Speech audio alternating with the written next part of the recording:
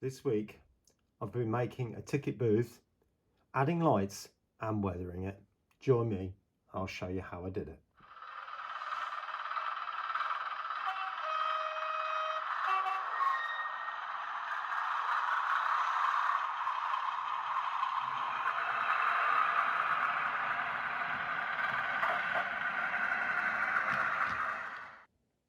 Well, good afternoon everyone and welcome back to Piccadilly Sidings. So you can see in this particular video I've been making this ticket booth. I've been then fitting it out, as you'll see. I hope you saw the teaser on Facebook with regard to the tiny little kettle, and there's some more bits inside there which might take your interest with that as well. Fitting it with lights and also then weathering it up. So I'll show you how I go about doing that. Stick around. Hi and welcome back. Now, so you can see I've got all the different separate components for the booths right out in front of us here now. But I don't know whether you remember these 1980s booths. They were beige colour and the ones in London were red.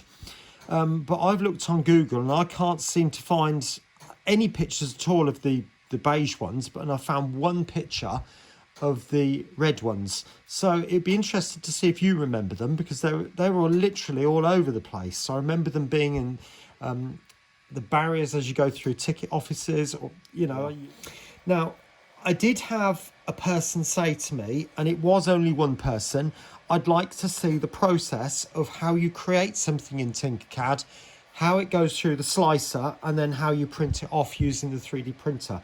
So if there's anybody else who would like to see that, please do comment, but I'd need quite a few of you to justify putting a video together on that. The other thing I wanted to say before we actually go a bit further is that I had a comment on my last video on the Piccadilly Sidings, one with the billboards, and the comment was, what about if you don't have a 3D printer? I mean, in that particular video, I did go through some potential ways of making the billboard if you haven't got that. But please understand, I'm not going to be apologising for buying a 3D printer, because at the end of the day, I've bought it, one, so I can make things exactly to the specifications that I want. But not only that, I can then make things very cheaply. The idea of this then, we've got the actual booth itself. This bit here is a stand, so that will be slightly raised off the ground. This bit has got a slight plug section, if you like, so that will sit on the top like that and locate. These are window frames, of which I'm going to glue to a piece of acetate and then glue that onto the booth.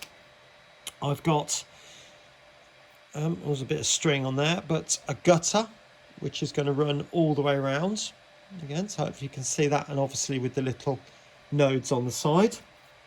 And this bit here will be the downpipe, which is just a standard piece of 1mm by 1mm. These bits, which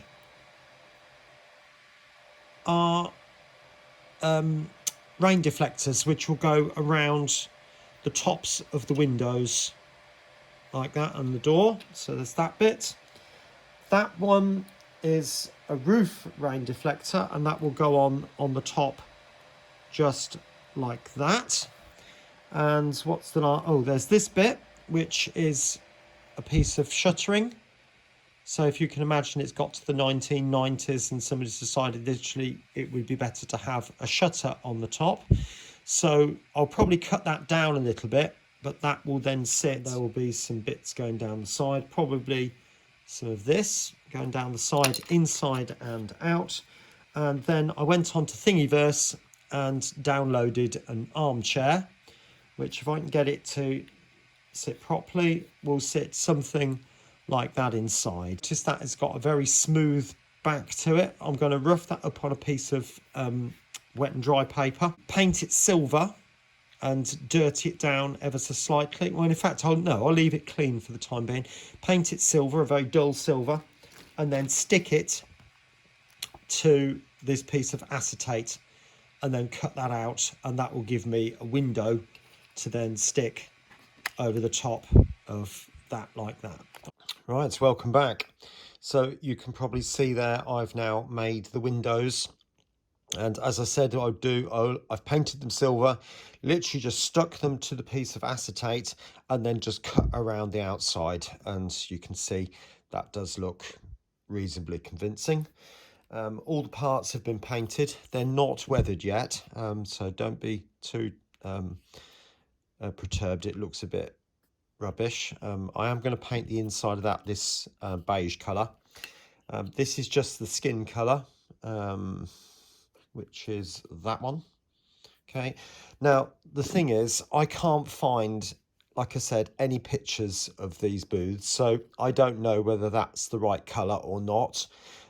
It might be, it might not be, but you know, so I'm just gonna not worry about it and just do them whatever I think. It's a lot of it's going to be covered in algae anyway. These, certainly this side and this side, will be quite algae, and these will just have like a green wash over them, so I'll sort that out. I had to make some more rain deflectors because I did them based on this size, and obviously they wouldn't go around the whole of the window frame. So you can see now that's going to sit quite nicely over the top. So my next job is to stick these onto there, and a little bit of glue on there like that. Now I'm going to come up quite high because obviously the window's got to go on. So oops, going a bit awry there. I'll make sure it's straight. Right, so there we are so far. So you can see I've stuck the bench inside there now. All the windows on the inside and on the outside. Okay, obviously I'm not going to put these things, the rain shields, inside because it's hopefully not going to be raining in there. You notice I started painting the floor, so I'm not finished doing that. I'm going to give it another coat of the grey, and then it's a case of going over with a slightly paler browny version of the grey to go on top of that. I have started to make the door, so that obviously needs another coat. It's a bit streaky at the moment, but that will then get stuck in kind of like that. Okay, and the other thing I want to do then is to put a little shelf on the top to give the impression that it's like well, a little shelf on the top really, so that the small transactions can take place on the top there as he's sitting down. And like I said, he's got that little table or bench down. I know it's a little bit low, but nevertheless it's still a useful surface to put things on. In fact, what I'm going to do in a minute is to make some little bits to go on top of that, maybe a rolled up newspaper, that sort of thing, and you know, one or two other little bits, maybe a couple of cups if I can do it. We'll see. Right, now you might be thinking, what on earth is that? Well, I've actually been onto the internet and downloaded some images of the newspapers.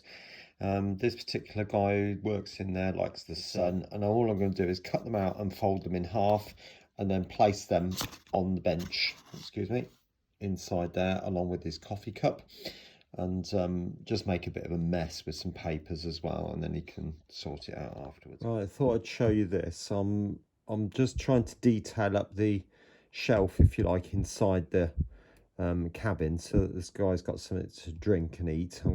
And that's a kettle. It's 4mm tall, and I tell you what, I can barely pick it up. It's yeah, so I should be glad when it's stuck in, but I'll try and make a toaster as well. That might be even more of a problem because they're not as tall as these. We'll see how it goes. Right, on to fixing the lighting. Now I'm going to use these. These are clear bulbs from the Hans Sigmund. These ones come free, as you can see there, because I bought some other LEDs, and he does tend to throw in some extras for you. I've cut 2 lengths of red and black wire ready for the extension wires, and I've taken my LED and I've literally just bent over the top. Now, some of you might say you need to put some heat shrink around one of the legs on that. You're perhaps right, but to be honest with you, I want this to be as less seen as physically possible. So what I'm going to do is leave it as it is and just glue that inside there fairly low down, so it comes to just above the windows, because obviously the roof has got to fit on as well, and there's a lip, so I don't want the bulb to catch on top of that. I want to be able to you know, get to the bulb without too many issues. Now, the other thing I've done, as you can see there, I've removed the seat from inside, and that's just there. That will get glued back in, and there's a hole ready for the wires to go through. I thought it was easier to glue them in first. So I'll solder these wires onto the bulb, and then, or the LED, and then we'll feed it through and I'll glue it in, and I'll show you that in a minute. Right, welcome back. So we've got our wires here now, and I'm going to put that through the hole and then solder on a resistor, just check that everything works. So I will do that. I'm not going to show you that, but so you can just see that's all going to be fed through. Right, welcome back. Now, as you can see, this is the finished interior. So I fitted the light, and you can probably just about make out there's the wire and the kettle. There's a box of tea just there, 2 cups. We've got a bottle of milk, although it might not look it from that angle. Just tilt it around, so hopefully you can see it's like a container with a red top on it. And to the left of that, we've then got, oh, excuse the drill, we've got 2 newspapers and a load of tickets for the railway. And that there is a plate with a sandwich, a banana and an apple. That's for the station master when he's finished, or station manager when he's finished dealing with the train. Okay, you'll also notice I've then put the shutter on the and the runners. So you've got the shutter and the 2 runners on the inside there, and when you see it from the outside, we've now got the shutter cage where the whole thing gets rolled up inside, and then again 2 tracks coming down from that. Now, you might be saying to me, John, how did I go about doing the wire down here? Well, it's this stuff, and I got the idea from Melanie at Sword and Steel. It's a gaming wargaming channel, and she does lots of different modeling type things and lots of reviews and all that sort of stuff. Now, many of you may know that this is quite stringy, but if you put a bit on and then just pull, and by doing it that way, hopefully you can make that out. There's actually a string there.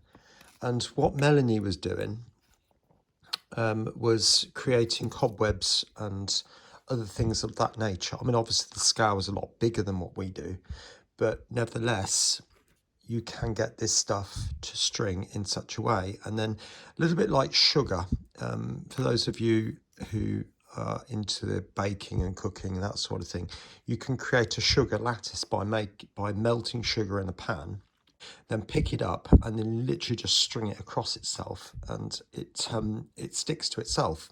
Then it hardens, and then you've got this sugar lattice. Well, this works in a very similar sort of way. Okay, then on to the weathering. Now, that's going to be the front, and this is going to be facing the platform, so that runs across here, the edge of the platform, and the path will come down at this point. The back section, I want it to be really, really grimy and algae-like, or algae covered in, and that will just stretch slightly around the sides, ever so slightly, and on the roof as well. The roof is just there, drying, because when I tested the LED, and it had a bit of light bleed through it, so I've just put another coat of paint top, inside and out, so that's drying at the moment. But I'm going to start off by using some white, and this is all very watery. Now, the brush is deliberately wet, so when you put it on, it sort of gives that faded look, and that's the whole point. I will just put a bit on there like that, and then just blend it in. That'll be the back, and that's going to go greeny. Right, so next bit, I'm just going to use some browns. Again, dab it on. I'm not worried too much at the minute. I'm just going to literally just dab it on all the way around. Like so. It's to represent splashed dirt, muck. and water.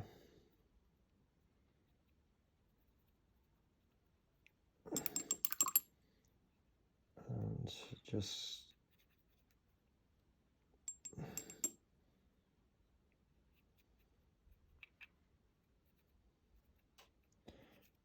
like so.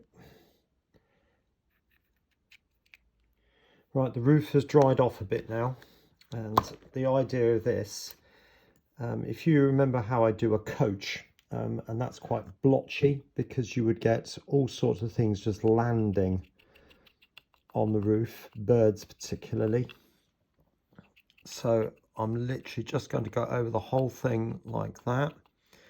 This is grey, so I'm going to use some different tones. So obviously this was going on as white, so I'm going to put it on as white. Not a lot though, this one. Just the odd bit here and there, like that.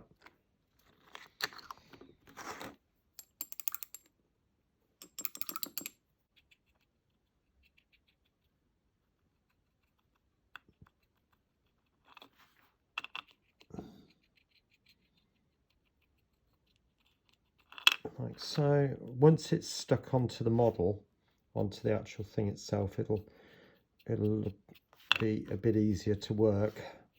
But I'm just going to go around the edges to sort of pale them off a bit, because black fades. I did say I was going to put a gutter on it, and I showed it to you at the beginning. I decided against it. It just didn't look right, so I decided not to bother with that. Anyway, the algae, I'm literally just going to dab it on. I'm not going over the whole thing, just little bits, but I do want it sort of streaking down the back there. Oops. Oh dear. Right, next bit. I've just discovered that when I was due to paint the algae section, the camera wasn't turned on, so I do apologise for that. But if you go back to the part of the video where I put the white on and the brown on, it's a very similar process, just lots of water and let it streak down. Right, well there it is, as you can see. So it's all finished and in position. And the only thing I've really done to it since then is add the little ticket signs, which are on 3 sides. You might be able to make out the one just on that side. You certainly can't see that one there. But that is just a piece of paper with tickets written on it. I've not particularly weathered those down very much because I'm treating those as a more recent addition, whereas the actual booth itself being way back to the 1970s, 1980s.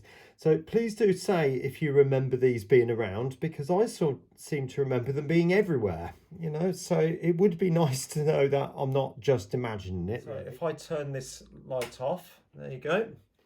So you can see that the yellow light shining from inside. It does look on the camera quite orange. I assure you it's a lot more yellow. And if I zoom you out, so you can see the light from the unit as well, you can see there's not a lot of difference, but the light is much more yellow in reality than it is on the camera. But I'm really quite pleased with the way that's turned out. There are some other bits to show you, and if you notice there is a new bench which was 3D printed. I made that as a little kit, and there is another one just there. Now those first two are, the idea is that they're still usable, but they are starting to wear. There's a few bits in them starting to go a little bit rotten, but you know, they're still all right. So that the railway company are keeping them going. You know, that's the way it is. However, if I take you across to this one up here, oh dear. You can see that one there has had a much worse life than the other two. Now, what I'm imagining is, and I'll just bring the board into shot as well, that was done in the last video, but children have been playing on top here, hence all the railings have been broken down, they've all rusted, and you know, the children have been jumping off, that sort of thing, and they've been landing on top of the bench. Now you can see that there's parts of it have gone rotten, and it's literally just falling apart. So, you know, I wanted to try and portray this part of the platform as forgotten, really. And if you also notice, I did suggest that I might sort of rust up the Piccadilly siding sign as well, so that's had a bit of a treatment too. Now, just panning you back a little bit, you might remember I said I was going to replace the litter bins purely because they're a little bit on the small side. I'll bring the old one in and I'll show you the difference. Now, the one on the left was the original one and the one on the right is the new one. Now, why did I replace them? Well, the reason being is that I'm imagining people to have these things come almost 2/3 up their height. It looks a little bit on the small side, almost a bit like a pet. He would have to bend down quite a long way to put something in the bin, whereas the one behind him, if I bring that one up close now, it just appears to be a little bit more of the correct height. Now, if it's not right, I really don't care, because I've decided I'm going to have them slightly taller, and you'll also might be able to pick out, filled it up with some rubbish. And all that is a piece of screwed up paper painted with all sorts of different colours and just shoved up from underneath to give the impression that the bin is actually full. And again, part of the idea that the station is being forgotten and somebody's not bothering to empty the bins. So we're starting to develop the scene as it's supposed to be now. So we've got the quite rundown ticket booth over there. We've got some quite worse for wear benches. The litter bins, I'm saying, are fairly newer, as if they're probably less than 10 years old.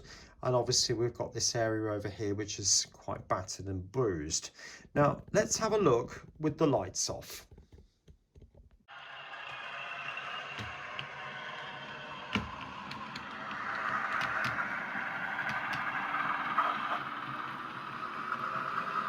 So there we are with the lights off. Now, I've dulled the camera down a bit as well, so you can see that, get the idea of what it looks like at night time. See the booth now with the lights on, and hopefully you can make out some of the things inside there as well. One of the things I forgot to mention was how I made the cups. They are literally just pieces of suitably sized wire and cut it to height, if you like, which in 00 gauge is around about the 1.5 millimeter mark. And you just take out the copper threads inside, and you've got an instant tube then which forms your cup. I didn't bother to put a handle on purely because I'm pretending the handle's around the other side and you can't see them. Anyway, I hope you've enjoyed this video. There will be a couple of videos appearing on your screen in a moment. Do take a look, and I'm sure you'll find some very exciting things that might take your interest. All right, anyway, I'll see you again soon. Just take care of yourself. Bye for now.